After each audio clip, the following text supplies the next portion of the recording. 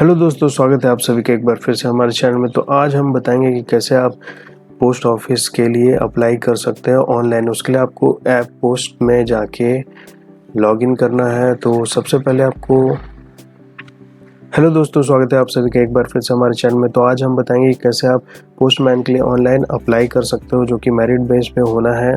तो सबसे पहले आपको इस वेबसाइट में आना पड़ेगा, जो कि है apppost.in।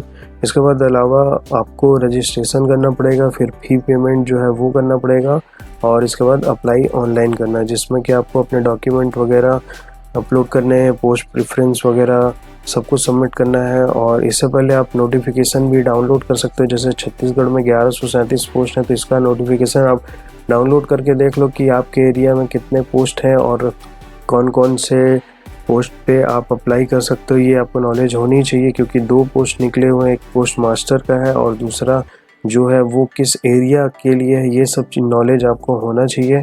तो आप नोटिफिकेशन भी डाउनलोड कर सकते हो और उसको अच्छे से पढ़ सकते हो।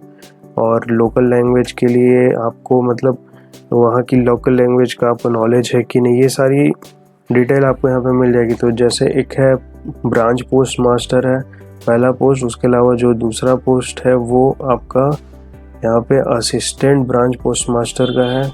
तो आपको ये ध्यान देना है कि कहाँ पे निकला है और बीपीएम का, और कहाँ पे डाक सेवक का निकला है। जो असिस्टेंट ब्रांच पोस्ट मास्टर उसको डाक सेवक बोलेंगे, और उसकी सैलरी भी आप देख सकते हैं, यहाँ पे सारी डिटेल दी है। एलिजिबिलिटी भी आप देख सकते हो। तो नोटिफिकेशन को एक बार आप अच्छे से पढ़ लो।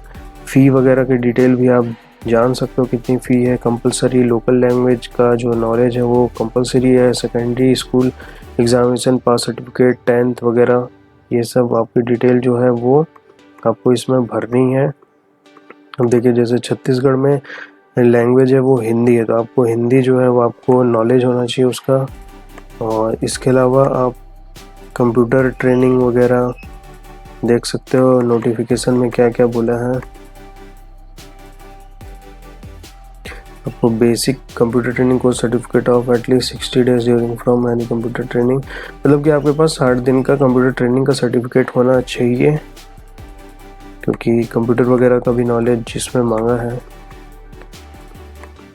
अब इसके अलावा हम नीचे आते हैं और देखते हैं कि कहाँ पे आपको किस पोस्ट के लिए, जैसे यहाँ पे बस्तर वगैरह में आपका जो भी है हेडक्वार्टर जो है वो हेड ऑफिस है जगदलपुर बस्तर में। तो वहाँ पे अगर कोई ग्राम पंचायत है जहाँ पे पोस्ट ऑफिस है, तो वहाँ पे बीपीएम मांगा है कि डाक सेवक मांगा है, ये नॉलेज होना चाहिए, तभी आप उस हिसाब से यहाँ पे भर सकते हो।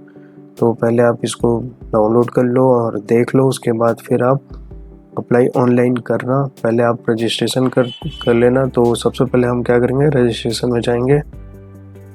अब यहाँ पे रजिस्ट्रेशन में जाके आपको क्या करना है, पहले अपना नाम डालना है, एप्लीकेंट नेम जो भी आपको 10th सर्टिफिकेट में दिया है वो, फादर नेम, मोबाइल नंबर, आधार नंबर, और जो रेड स्टार बना वो कंपलसरी है। जहाँ रेड नहीं है वो शायद मैंडेटरी नहीं होगा, इसलिए इसमें रेड नहीं है।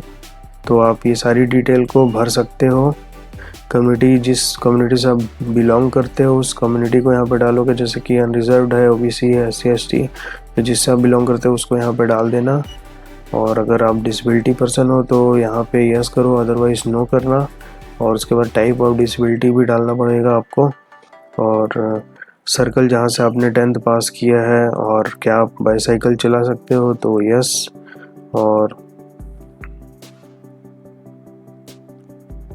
वेदर एम्प्लॉयड, अगर आप एम्प्लॉयड हो तो यस करो, अदरवाइज नो करना। और अगर एम्प्लॉयड हो तो एनओसी भी आपको लगेगा यहाँ पे। ये सारी डिटेल आपको भर के रिव्यू कर लेनी है। उसके बाद दोनों बॉक्स को फिल करके सबमिट कर देना। तो हम ये सारी डिटेल भर के फिर आपको आगे का प्रोसेस भी बताते हैं। और एक और बात, अगर आप रजिस्टर कर रहे हो तो आपको एक रजिस्ट्रेशन, अगर आप एक लोकेशन के लिए कर रहे हो तो आपको एक रजिस्ट्रेशन ही अलाउ होगा, क्योंकि यहाँ पे दिया हुआ है 1 candidate should use only 1 registration. तो टोटल शायद 5 आपके लोकेशन होते हैं। उनके अलावा अगर आप 5 और वो करना चाहते हो तो आपको एक और रजिस्ट्रेशन करना पड़ेगा, जिसमें कि डिफरेंट मोबाइल नंबर होना चाहिए। Only 1 registration number is allowed with 1 mobile number, इसलिए सिर्फ एक ही मोबाइल नंबर एक रजिस्ट्रेशन के लिए होगा और दूसरे में आप उसका यूज़ नहीं कर सकते। अब जब आप सारी इन्फॉर्मेशन भर लोगे उसके बाद प्रीव्यू कर लेना। अगर कोई मिस्टेक होगी तो वो उसको आपको सुधार लेना है। उसके बाद फिर दोनों बॉक्स टिक करके सबमिट कर दोगे तो आपका जो रजिस्ट्रेशन है वो हो जाएगा। उसके बाद आपको प्रिंट कर लेना है और आपका जो भी फ़ी वगैरह है वो यहाँ पे शो कर देगा। तो जैसे कि यहाँ पे अनरिजर्व्ड ओबीसी वगैरह के लिए 100 रुपीज़ है, तो आप 5 पोस्ट के लिए भर सकते हो 100 रुपीज़ में। उसके अलावा अगर आपको और बनना है तो आप फिर से रजिस्ट्रेशन करोगे दूसरे मोबाइल नंबर से और इसको आप प्रिंट करके रख लेना। अब हम आते हैं स्टेज 2 में, जो कि फ़ी पेमेंट के लिए है। तो आप इसको ऑनलाइन भी कर सकते हैं, कोई दिक्कत वाली बात नहीं है।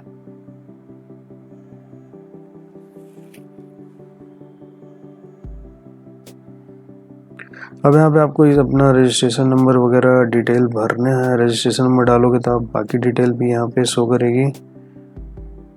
और अगर आप नेट बैंकिंग करोगे तो पर ट्रांजैक्शन जो है वो 10 रुपीज़ लगेगा। और क्रेडिट कार्ड में 1% है और डेबिट कार्ड में नहीं लगेगा।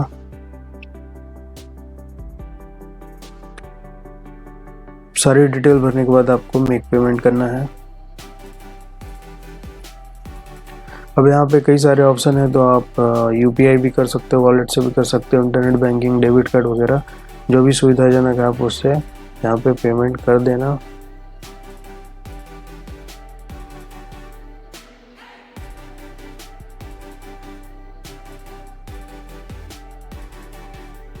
अगर आप यूपीआई से कर रहे हो तो यहाँ पे सीधे सीधे आप स्कैन कर दोगे तो भी आपका जो भी यूपीआई ऐप है उससे पैसा कट जाएगा। या तो आप चाहो तो यहाँ पे अपना वीपीए नंबर डाल सकते हो। उसके बाद वेरीफाई करने के बाद मेक पेमेंट कर सकते हो। तो अगर क्यूआर कोड करने का दिया है तो मैं बोलूँगा कि ये ज़्यादा इजी पड़ता है, तो आप क्यूआर कोड से करो, वो ज़्यादा सही रहेगा। देखिए हमने क्यूआर कोड जो है वो स्कैन कर लिया है और पेमेंट हमारा क्यूआर कोड से हो गया। अब पेमेंट होने के बाद आपको तीसरे स्टेज में जाना है, अप्लाई ऑनलाइन में। अब यहाँ पे आपको क्या करना पड़ेगा, अपना रजिस्ट्रेशन नंबर डालना पड़ेगा और सर्कल सेलेक्ट करना पड़ेगा। और इसके बाद एक ओटीपी आएगा, तो आपको ओटीपी यहाँ पे डाल देना है।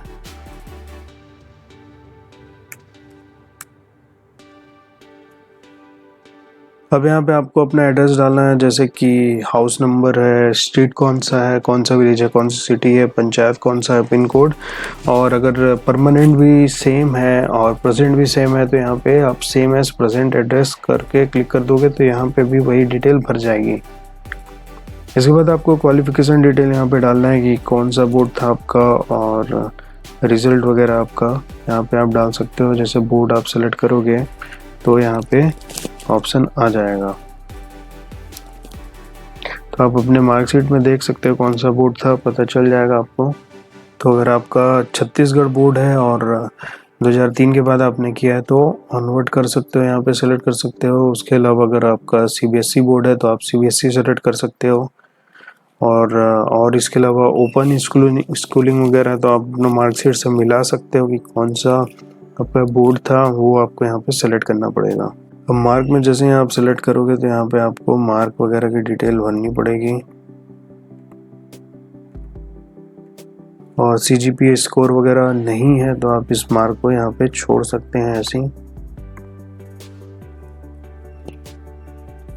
तो अपने मार्कशीट में आप देखोगे तो हिंदी अगर स्पेशल है तो आप यहाँ पे हिंदी स्पेशल करना, इंग्लिश स्पेशल है तो इंग्लिश, और जो जनरल है उसको जनरल में लिखना है। मोस्ट ऑफ द मार्कशीट में तो इंग्लिश और संस्कृत जनरल ही है, हिंदी स्पेशल है तो आपका भी है तो आप भी ऐसे ही भरना। सारी डिटेल भरने के बाद आपको सेव एंड कंटिन्यू कर देना है और आप एक बार मैच कर लेना सारी इन्फॉर्मेशन सही है कि नहीं है। तो आपको 10th की अपलोड करनी है, उसके अलावा आप और भी कोई है 10th से रिलेटेड तो वो आप यहाँ पे अपलोड कर सकते हो। इसके अलावा कंप्यूटर का अगर कोई सर्टिफिकेट है तो उसको अपलोड कर देना, वो भी 200 KB तक का होना चाहिए। और अगर ये दोनों नहीं है तो आप छोड़ सकते हो, क्योंकि जो आपकी मार्किंग होगी वो 10th के बेस पे होगी, तो 10th का आपको अपलोड करना पड़ेगा यहाँ पे। और सारे डॉक्यूमेंट वगैरह अपलोड करने के बाद आपको यहाँ पे डिक्लेरेशन में सारे बॉक्स को चेक कर देना है और उसके बाद कंटिन्यू करना है।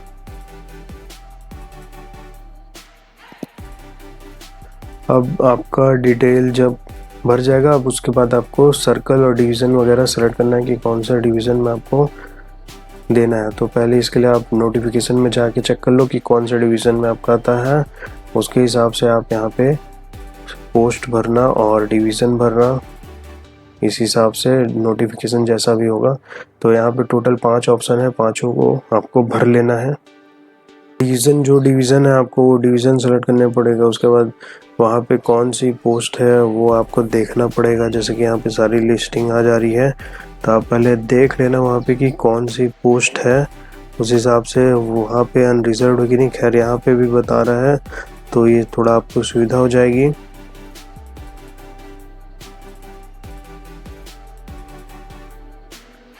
सारी डिटेल भरने के बाद आप सेव एंड कंटिन्यू करके अपना जो एप्लीकेशन फॉर्म है उसको प्रिंट कर सकते हैं। अगर आपने अपना एप्लीकेशन फॉर्म प्रिंट आउट नहीं किया है तो कोई बात नहीं है, आप रजिस्ट्रेशन नंबर जो है आपका वो डाल के यहाँ पे मोबाइल नंबर डाल के अपना सर्कल अपलोड करके यहाँ पे प्रिंट कर सकते हो अपना एप्लीकेशन फॉर्म। तो अगर आपको ये वीडियो पसंद आए तो हमारे चैनल को सब्सक्राइब करें। अगर आप नए हैं तो इसी प्रकार हम आगे भी और भी वीडियो डालते रहेंगे। और अगर आपको कोई डाउट है तो कमेंट से भी पूछ सकते हैं। फिर मिलते हैं किसी और वीडियो में किसी नए इन्फॉर्मेशन के साथ, तब तक के लिए अलविदा।